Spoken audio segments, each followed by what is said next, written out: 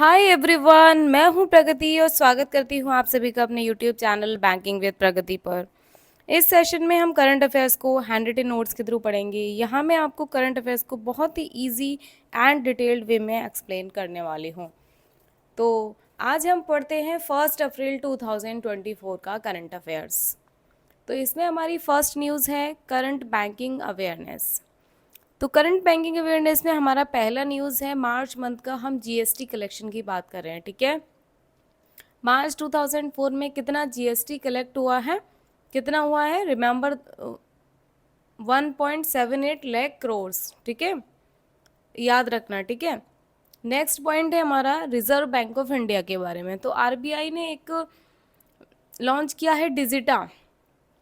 ठीक है, आरबीआई ने लॉन्च किया है डिजिटा to verify digital landing apps. ठीक है, डिजिटल लैंडिंग एप्स जो होते हैं, जैसे जो एप्स जिनके थ्रू लोन मिलता है उसको वेरिफिकेशन के लिए, जिससे कि बेसिकली जो डिजिटल लैंडिंग सेक्टर में जो फ्रॉड एक्टिविटीज़ हो रही हैं उससे उसको कम किया जा सके। ठीक है, और साइबर क्राइम भी से भी बच सकें लोग। तो इसके लिए आरबीआई ने 442 डिजिटल लैंडिंग एप्स जो हैं, जो लोन देते हैं, उनकी एक लिस्ट बनाई है और वो लिस्ट उन्होंने गूगल को दे दी है, वाइट लिस्ट कर दिया है, यानी कि उनको अप्रूवल दे दिया है। अब हम यहाँ पे बात करते हैं वाइट लिस्टिंग का क्या मतलब होता है। ठीक है, वाइट लिस्टिंग बेसिकली इसका मतलब ये हो गया कि हमने मतलब अप्रूवल दे दिया है, अप्रूवल मिल गया है, जिसकी उनका ईमेल एड्रेस वगैरह अप्रूव हुआ है, IP address, domain name, application वगैरह बाकी सारी चीज़ें चेक हुई हैं। ठीक है, ये सब चीज़ों को मिल गया है परमिशन। बाकी 2200 प्लस यानी कि 2200 से ज़्यादा ऐप्स को प्ले स्टोर से रिमूव कर दिया गया है। ठीक है, अगली हमारी न्यूज़ है इरडा के बारे में। ठीक है, इरडा बोले तो insurance regulatory and development authority of India. जैसे जिस जिस तरीके से बैंकिंग सेक्टर में आरबीआई बैंक्स को रेगुलेट करता है, उसी तरीके से इंश्योरेंस सेक्टर में इरडा रेगुलेट करता है इंश्योरेंस कंपनीज को। ठीक है, तो इरडा ने फाइनल रूल्स बना दिए हैं on surrender value for traditional endowment policies from 1 अप्रैल 2024। ठीक है, ये जो प्लान लिए जाते हैं उसके लिए इन्होंने सरेंडर वैल्यू का कुछ रूल्स बनाए हैं कि अगर आप पॉलिसी को इनिशियल 3 ईयर्स में सरेंडर करते हैं तो उसके रिगार्डिंग है। ठीक है, अगर आप पॉलिसी को सेकेंड ईयर में सरेंडर करना चाहते हैं तो आपको 30% ही प्रीमियम मिलेगा वापस। अगर आप थर्ड ईयर में करते हैं तो आपको 35% प्रीमियम मिलेगा। अगर आप 4th to 7th ईयर में करते हैं तो 50% मिलेगा। ड्यूरिंग द लास्ट 2 ईयर्स यानी कि 90%। यानी कि सपोज आपने कोई 15 साल के लिए कोई पॉलिसी, कोई प्लान लिया। ठीक है, तो जब आपका ये 14 से 15 वाला साल होगा वहाँ पे आपको 90% प्रीमियम वापस मिल जाएगा। ठीक है, तो अब हम बात करते हैं सरेंडर वैल्यू होती क्या है। ठीक है, सरेंडर वैल्यू क्या होती है, ये वो अमाउंट होता है जो इंश्योरेंस कंपनी जो पॉलिसी होल्डर होता है उसको पे करती है। जैसे हम मैं हूँ, ठीक है, मैंने कोई प्लान लिया, लेकिन अब मेरा क्या है कि नहीं, मेरा प्लान ठीक है, मैंने 15 साल के लिए प्लान लिया था, अब मेरा मन ये है कि मैं 5 साल के बाद अपनी पॉलिसी को टर्मिनेट करना चाहती हूँ, मुझे अपने पैसे वापस चाहिए, या फिर मुझे कोई रिक्वायरमेंट अर्जेंसी आ गई तो मैं वो प्लान टर्मिनेट करना चाहती हूँ। ठीक है, तो उस केस में अगर मैं मैच्योरिटी से पहले अपना प्लान टर्मिनेट करती हूँ तो इंश्योरेंस कंपनी को मुझे कुछ अमाउंट देना पड़ेगा वापस। ठीक है, तो वो होगी मेरी सरेंडर वैल्यू। वो डिपेंड करती है डिफरेंट ईयर्स पे, आप प्लान टर्मिनेट कब कर रहे हैं। ठीक है, अब हम बात करते हैं insurance regulatory and development authority of India यानी कि इरडाई के बारे में। कब बना था ये, 1999 में। हेडक्वार्टर क्या है, हैदराबाद, और चेयरमैन कौन है इसके, देवाशीष पांडा। ठीक है, सो हमारा अगला पॉइंट है नेशनल अफेयर्स। ठीक है, तो एनएमडीसी, अब एनएमडीसी की फुल फॉर्म क्या होती है, नेशनल मिनरल डेवलपमेंट कॉरपोरेशन। ठीक है, एनएमडीसी ने एक पोर्टल निकाला है जिसका नाम है सम्मान फॉर फॉर्मर एम्प्लॉयज़। यानी कि इस कंपनी के जो फॉर्मर एम्प्लॉयज़ हैं, ठीक है, पुराने जो एम्प्लॉयज़ हैं उनके लिए है ये पोर्टल।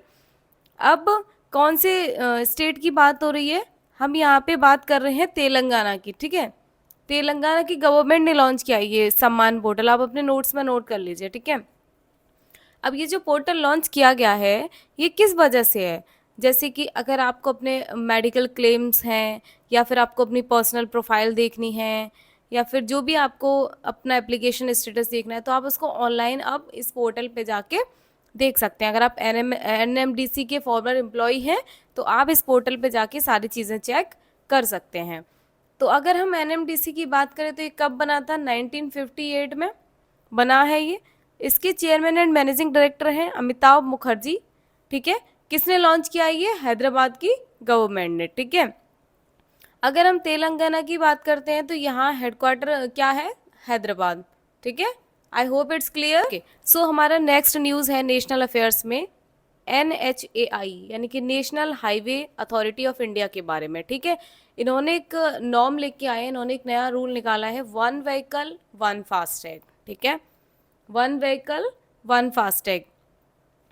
इससे क्या होगा कि जैसे अगर कोई पर्सन है, जैसे अपनी उसने बाइक में भी वही मतलब कार में उसके पास 3-4 तरीके की कार हैं, तो सब में उसने यही सिंगल फास्टैग का ही यूज़ कर रहा है वो, या फिर उसने एक ही व्हीकल से काफ़ी सारे फास्टैग्स को लिंक कर रखा है। तो ये सब चीज़ों को हटाने के लिए इन्होंने ये लॉन्च किया है, एक नया रूल बनाया है, वन व्हीकल वन फास्टैग। ठीक है, तो ये कब से लागू हो जाएगा? ये ज़्यादा इंपॉर्टेंट है यहाँ पे, कब से लागू हो जाएगा? 1 अप्रैल 2024 से। ठीक है, 1 अप्रैल 2024 से ये लागू हो जाएगा। तो अब हम अगर बात करें फास्टैग क्या होता है, फास्टैग के बारे में सब जानते हैं। फास्टैग एक ऐसा डिवाइस होता है जो हमारा RFID टेक्नोलॉजी पे काम करता है। अब RFID टेक्नोलॉजी क्या, फुल फॉर्म क्या? Radio frequency identification. RFID technology पे काम करता है। किससे? इससे क्या हो सकता है, जैसे आपका आप टोल के थ्रू पास हुए, ठीक है, तो आपका जो टोल पेमेंट है वो आपको कैश या ऑनलाइन में कुछ नहीं करना पड़ेगा, आपका फास्टैग से ही अपना पेमेंट कट जाएगा। ठीक है, ये आपका जो व्हीकल की जो विंड स्क्रीन होती है उस पर फिक्स रहता है। इससे क्या होता है कि कस्टमर मतलब डायरेक्टली टोल पेमेंट कर सकता है उससे। ठीक है, क्योंकि जो आपका पेमेंट जो होता है वो फास्टैग से जो अकाउंट लिंक कर रखा है आपने उसी से होता है। ठीक है, आई होप फास्टैग के बारे में सब जान गए हैं। ओके, तो national highway authority of India NHAI की अगर हम बात करें तो कब बना है ये? 1995 में। ठीक है, हेडक्वार्टर न्यू दिल्ली। चेयरमैन कौन है? संतोष कुमार यादव। ठीक है, अगला है हमारा इंटरनेशनल न्यूज़। इंटरनेशनल न्यूज़ की बात करते हैं तो अल्लू अर्जुन, ये तेलुगु के एक्टर हैं, सब जानते होंगे इनको भी। इनको एक अवार्ड मिला है, honoured with a wax statue at the Madame Tussauds museum in Dubai. Dubai में एक म्यूजियम है मैडम तुशोड्स, यहाँ पे इनकी वैक्स की स्टैचू बनाई गई है। ठीक है, वैक्स की स्टैचू इनकी बनाई गई, इनको ओनर दिया गया है कि भाई हम आपकी जो है यहाँ पे वैक्स की स्टैचू बना दे रहे हैं। ठीक है, इनको अवार्ड मतलब बेसिकली ओनर दिया गया है। नेक्स्ट न्यूज़ है हमारी थाईलैंड से। तो थाईलैंड की जो लोअर हाउस ऑफ पार्लियामेंट है, लोअर हाउस अपर हाउस जानते हैं, अपने यहाँ अपर हाउस राज्यसभा को बोलते हैं, लोअर हाउस लोकसभा को, सब जानते हैं ना। तो इन्होंने एक बिल पास किया है to legalise same sex marriage. ठीक है, यानी कि male to male and female to female ये सब पॉसिबल है। ठीक है, सेम सेक्स मैरिज पॉसिबल है। ठीक है, एज इन्होंने दे रखी है 18+ है अगर आप। उसके बाद ये जो लेजिस्लेशन है इसमें यहाँ पे लीगल जो डेफिनेशन थी मैरिज की उसके हिसाब से एक मैन और एक वीमेन होना चाहिए था। लेकिन ठीक है, लेकिन अब क्या हुआ है, ये चेंज होके 2 इंडिविजुअल्स हो गई है। ठीक है, थाईलैंड के बारे में अगर हम बात करें तो कैपिटल है बैंकॉक, करेंसी है थाई बाट और प्राइम मिनिस्टर है Srettha Thavisin. All clear? Next point है हमारा न्यू अपॉइंटमेंट्स। क्या क्या अपॉइंटमेंट्स हुए हैं उसके बारे में हम बात करते हैं। तो फर्स्ट अपॉइंटमेंट हुआ है हमारा अतुल मेहरा। अतुल मेहरा बने हैं MD and CEO of axis capital.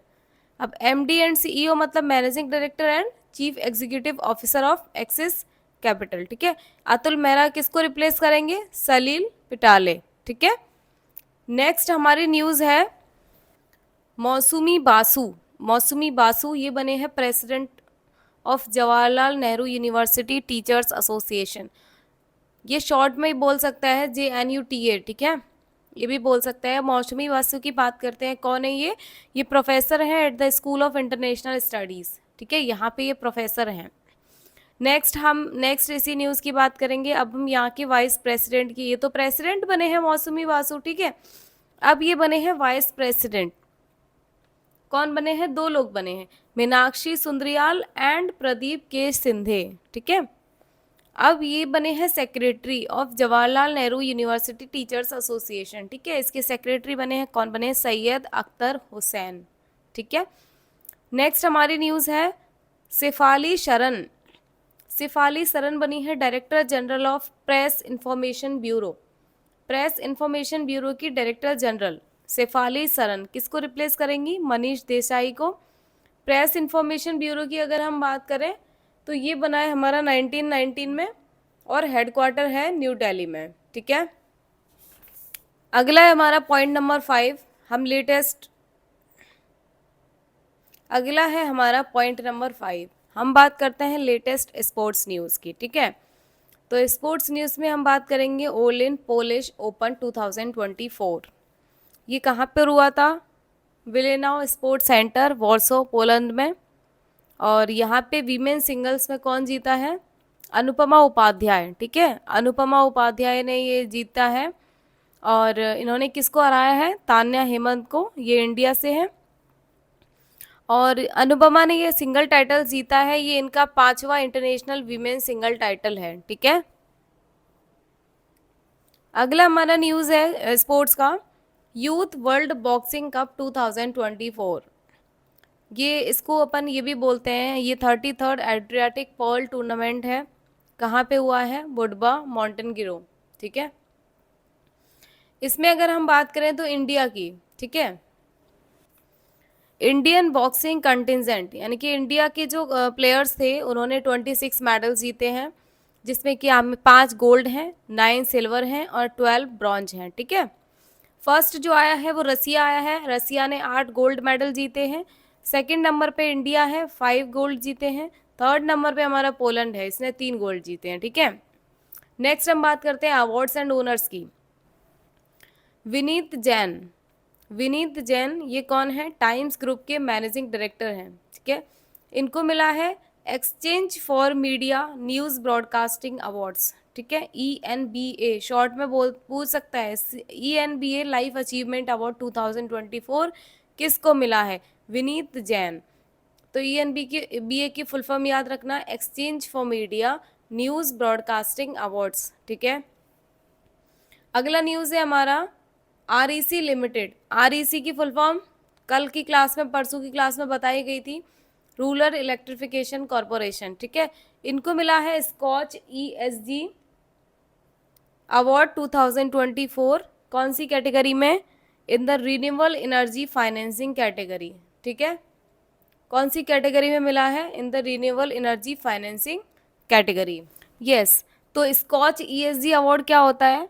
ये बेसिकली ऑर्गेनाइजेशन को जज किया जाता है on the basis of their performance. किस कौन कौन सी फील्ड में परफॉर्मेंस की बात होती है? इसमें आपका जो ESG है ना, ESG से याद रखना, ESG की फुल फॉर्म अपने आप में सब कुछ बता देगी। E for environmental, S for social and G for governance, ठीक है। तो अगर हम REC लिमिटेड की बात करें तो ये महारत्न कंपनी है और कौन सी मिनिस्ट्री के अंदर आती है? Under the ministry of power. और एग्जीक्यूटिव डायरेक्टर हैं श्री TSC बॉस, ठीक है। सो हमारा नेक्स्ट पॉइंट है रीसेंट स्टेट अफेयर्स, ठीक है। तो गुजरात के मिनिस्टर ऑफ स्टेट हैं, इन्होंने लॉन्च किया है शिक्षा रिफॉर्म, एक प्लेटफॉर्म लॉन्च किया जिसका नाम है शिक्षा रिफॉर्म। कहाँ पर किया है? सूरत में। तो ये जो इन्होंने रिफॉर्म लिया है, बेसिकली ये कोलैब एफर्ट है, यानी कि काफ़ी माइक्रोसॉफ्ट और एक लीडिंग फिनिश यूनिवर्सिटी ने मिलके यहाँ पे इन्होंने भी अपना हेल्प किया है, ठीक है। तो ये जो प्लेटफॉर्म है इसका क्या ऑब्जेक्टिव है, इसका क्या एम है, ठीक है। इसका बेसिकली एम ये है कि जो क्वालिफाइड टीचर्स हैं, जो experienced and high qualified teachers के द्वारा जो भी कोर्सेज डिलीवर किए गए हैं वो यहाँ पे ये डिलीवर करना चाहते हैं, ठीक है। अब गुजरात के बारे में अगर हम बात करें तो कैपिटल गांधीनगर, यहाँ के CM है भूपेंद्र पटेल, गवर्नर हैं आचार्य देवव्रत, ठीक है। यहाँ के नेशनल पार्क की बात करें तो Gir forest national park, blackbuck national park, Vansda national park and marine national park. Next हम बात करते हैं इंपॉर्टेंट डेट्स एंड इवेंट्स की। तो पहला है हमारा प्रिवेंशन ऑफ ब्लाइंडनेस वीक, ठीक है, ये मनाया जाएगा 1 to 7 अप्रैल, ठीक है।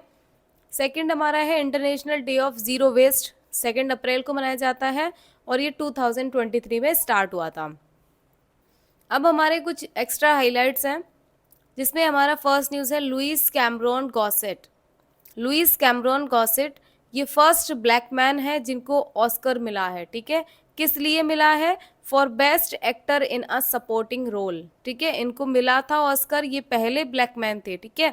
इनकी 87 की एज पे इनकी डेथ हो गई है और ये कहाँ पे इनकी डेथ हुई है? कैलिफोर्निया, यूएस में। ऑल्सो अगर हम लुइस गॉसेट की बात करें तो ये सेकेंड ब्लैक मैन है जिन्होंने गोल्डन ग्लोब अवार्ड जीता है फॉर बेस्ट सपोर्टिंग एक्टर। ये गोल्डन ग्लोब अवार्ड इन्होंने कब जीता था? 1983 में।